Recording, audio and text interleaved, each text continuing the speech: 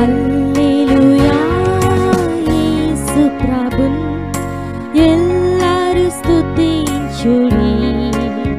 Praise the Lord. దేవునికి స్తోత్రము కలుగును గాక. చేరువచ్చిన ప్రియులందరికీ కూడా ప్రభు అయిన యేసుక్రీస్తు వారి ప్రశస్తమైన నామములో వందనాలు తెలియజేస్తూ ఉన్నాం. దేవుడు మనకు మరొక నూతన నెల 9వ నెల ప్రసాదించారు. ఇలాగున ఆయన కృప మన యెడల అధికముగా ఉన్నది. కాబట్టి ప్రభువుని ప్రేమించి వెంబడించబద్దులమైన ఈ సమయంలో దైవ గ్రంథం బైబిల్ నుండి సామెతలు 13వ అధ్యాయము ఒక మాట మనము చదువుకుంటాం. 7వ వచనం. సామెతలు 13:7. ధనవంతులమని చెప్పుకొనుచు లేమిడి గలవారు కలరు, దరిద్రులమని చెప్పుకొనుచు బహుధనము గలవారు కలరు. దేవుని వాక్యములో మనము చూస్తున్న సంగతి చాలా విలువైనటువంటిది. ధనవంతులని చెప్పుకుంటూ లేమి గలవారు ఉన్నారట. ధనవంతులమని చెప్పుకొనుచు లేమి గలవారు ఉన్నారట. దరిద్రులమని చెప్పుకొనుచు ధనవంతులు కూడా ఉన్నారు. మనము చాలామందిని చూస్తూ ఉంటాం. ధనవంతులని చెప్పుకుంటూ ఉంటారు. వాళ్ళకు ఉద్యోగాలు ఉంటాయి. నెలకి ₹1,00,000 2,00,000 జీతం ఉంటుంది. కానీ ఎప్పుడూ ఏమీ లేనట్టుగా అప్పులు, నానా రకాలైన సమస్యలతో తిరుగుతూ ఉంటారు. కారణం, వారు అన్నీ దేవుడు వారికి ఇచ్చినప్పటికీ వాటిని వినియోగించుకోవటం వారికి చేతకాక వ్యర్థమైన దాని మీద మనసు పెట్టడం ద్వారా, వ్యర్థమైన దాన్ని అనుసరించడం ద్వారా మనుషులు దెబ్బతిన్నట్లుగా మనము చూస్తున్నాం. కాబట్టి దేవుని వాక్యం ఏంటున్న ప్రియులారా, మనలో ఎవరైనా అలాంటి వారు ఉన్నారా? ఉంటే మనం మార్చుకోవాలి. దీనికి కారణం, నీవు పెద్ద ఉద్యోగివి, ఒక డాక్టరు, ఒక ఇంజనీరు, ఒక మంచి పదవిలో ఉండి నెలకి 1,00,000 2,00,000 జీతం సంపాదించుకుంటున్నవాడు, కానీ ఎప్పుడూ లేమిగా ఉన్నట్టుగానే కనబడతావు. కారణం, నీకు క్రమశిక్షణ లేకపోవటమే. నీకు దేవుడు ఇచ్చినటువంటి డబ్బును ఎట్లాగా సద్వినియోగం చేయాలి, దేని కొరకు ఖర్చు పెట్టాలి, దేని కొరకు ఖర్చు పెట్టకూడదు, దేని కొరకు వినియోగించాలి, దేని కొరకు వినియోగించకూడదు అనేటువంటి పరిస్థితి మనము ఆలోచించుకోలేము. అందువల్లే లేమి కలిగిన వారు ఉంటాం. నాకు తెలిసిన ఒక ఆయన గురించి నేను ఎరుగుదును. ఆయన భార్య లెక్చరర్, ఆయన ఒక డిపార్ట్మెంట్లో సూపరింటెండెంట్. ఇద్దరికీ కలిసి దాదాపు నెలకి 1,00,000-1,50,000 జీతం వస్తుంది. చాలా కాలం క్రితం సంగతి మీకు చెప్తున్నాను. అయితే వీరికి 10వ తారీఖుకల్లా డబ్బులు ఉండే కాదు, 15వ తారీఖుకల్లా.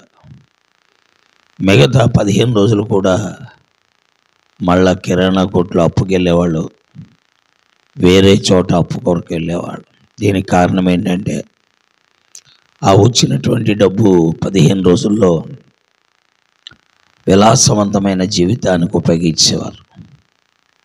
హోటల్స్కి వెళ్ళటం, హోటల్స్లో భోంచేయటం, ఒకవేళ హోటల్స్కి వెళ్ళకపోతే ఇంటికి 2 కేజీలు 3 కేజీలు మాంసం తెచ్చుకొని బిర్యానీలు చేసుకోవటం, తినేయటం, ఇలాగ డబ్బులన్నీ అయిపోతూ ఉన్నాయి. తర్వాత ఆయా చోట్లకి తిరగటం, ఇలాగ నా డబ్బులన్నీ అయిపోతూ ఉన్నాయి. దేవుడు వారికి డబ్బులు ఇవ్వలేదంటే ఎంతో డబ్బు ఇచ్చారు, కానీ దాన్ని సద్వినియోగం చేసుకోవటం వారికి చేతకాల. అందుకని ఎప్పుడు లేమిలోనే ఉండేవారు. అందుకే వాక్యం ఎంత స్పష్టమో మనం చూస్తున్నాం. ధనవంతులమని చెప్పుకొనుచు లేమిడి గలవారు కలరు. కారణం వారి క్రమశిక్షణ లేకపోవడం. డబ్బులు రావడంతో బట్టల కొట్ల వైపు తిరగటం, డబ్బులు రావడంతో బంగారం కొట్లు వైపు తిరగటం, డబ్బులు రావడంతో హోటల్స్కి వెళ్ళటం, డబ్బులు రావడంతో ఏవేవో ఆలోచనలతో ముందుకు సాగిపోయి చివరికి ఏమీ లేని దుస్థితికి వచ్చే పరిస్థితి. అందుకే గ్రంథము స్పష్టముగా చెప్పుచున్నది, ధనవంతులమని చెప్పుకొనుచు లేమి గలవారు కలరని. అలాగే దరిద్రులమని చెప్పుకొనుచు బహుధనం గలవారు కూడా కలరు. వారికి ఏమీ ఉండదు, కానీ ధనవంతులుగా ఉంటారు. ప్రియులారా, వారు ఏమీ లేని వారే కానీ ధనవంతులుగా ఉంటారు. ఉదాహరణకు బైబిల్లో సారేపతి విధవరాలను మనం చూసాం అనుకోండి. ఆమె ఒక బలహీన పరిస్థితి కలిగింది. అయితే 3.5 సంవత్సరాలు మరి తొట్టిలో పిండి అవ్వలేదు, బుడ్డిలో నూనె అవ్వల. కారణం ఆమె కలిగి ఉన్నటువంటి దేవునితో కలిగి ఉన్న సంబంధం. ధనవంతులైన వారికి లేని పరిస్థితి ఒక సామాన్యురాలికి కలిగింది. ప్రియులారా, కాబట్టి మనం గుర్తుపెట్టుకోవాలి, దరిద్రులమని చెప్పుకొని బహుధనం గలవారు కలరు. కాబట్టి లేఖనాల్లో 7వ వచనములో ధనవంతులమని చెప్పుకొని లేమిడి గలవారు ఉన్నారు. వారికి ఉదాహరణగా లోతును మనం చెప్పవచ్చు. లోతు చాలా సంపాదించాడు, కానీ ఏమీ లేనివాడైపోయాడు. అలాగే దరిద్రులమని చెప్పుకొనొచ్చు బహుధనం గలవారు కలరు. దానికి ఉదాహరణగా సారేపతి విధవరాలను చెప్పచ్చు. దేవుని వాక్యములో మార్కు సువార్త 12వ అధ్యాయం ఆఖరి వచనం చూస్తుంటే అక్కడ కానుక పెట్టారు. అందరూ కానుక పెట్టిలో డబ్బులు వేస్తుంటే కానుక పెట్టి దగ్గర ప్రభువారు నిలబడ్డారు. నిలబడి వారందరితో అన్నారు, మీ అందరికంటే ఈ బీద విధవరాలు ఎక్కువగా వేసింది అన్నారు. కారణం ఆమె కొన్నదంతా వేసింది, మీరు కొన్న దానిలో వేశారు. కాబట్టి ప్రియులారా, ధనవంతులమని చెప్పుకొని లేమి గలవారు కలరు, దరిద్రులమని చెప్పుకొని ధనవంతులుగా ఉండేవారు కూడా ఉన్నారు.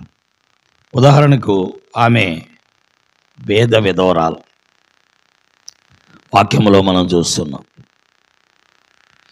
ఆమె తన లేమిలో కలిగినదంతా వేసింది. వారందరూ తమ కలిగిన ధన సమృద్ధిలో వేశారు. అందుకే ప్రభువారు అన్నారు, మీకున్న దానిలో చేశారు, ఆమెకి లేని దానిలో చేసింది. పిల్లరా, దేవుని వాక్యములో సామెతల 13:7 వారి విషయంలో నెరవేరిపోయిందేమో అనిపిస్తుంది. కాబట్టి గుర్తిద్దాం, ప్రభు అయిన యేసుక్రీస్తు వారి దగ్గరికి వస్తే నీవు లేమిలో ఉన్న ధనవంతుడు అవుతావు. ఎందుకంటే నీ క్రమశిక్షణ ఉంటుంది. ప్రభు అయిన యేసుక్రీస్తు వారి దగ్గరికి రాకపోతే నీవు ధనవంతుడు అయినా లేమి గలవాడిగా మారిపోతావు.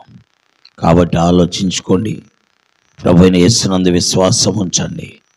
ఈ మాటలు వింటున్న మీకు దేవుడు ఆశీర్వాదం ఇచ్చును గాక. ఆమేన్. ప్రేమ కలిగిన తండ్రి, నీ వాక్యమును ముద్రించి ప్రజల మధ్యలో కార్యం చేసి దేవుని వాక్యము చదివే వారందరికీ, చదవని వారికి కూడా గ్రహింపులోకి తీసుకొని వచ్చి మీరే మహిమ పొందమని యేసు నామములో ప్రార్థిస్తున్నాను తండ్రి. ఆమేన్. ప్రైజ్ లాడండి. దేవునికి వందనములు. చేరువచ్చిన వారందరికీ కూడా వందనాలు. ప్రభు మిమ్మల్ని దీవించి ఆశీర్వదించునుగాక.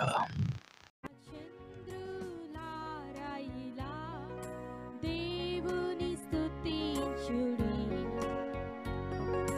హృదయమును వెలిగించిన యేసుని స్తుతించుడి అగ్నివాడా గంధారా మీరు కర్తను స్తుతించుడి హృదయ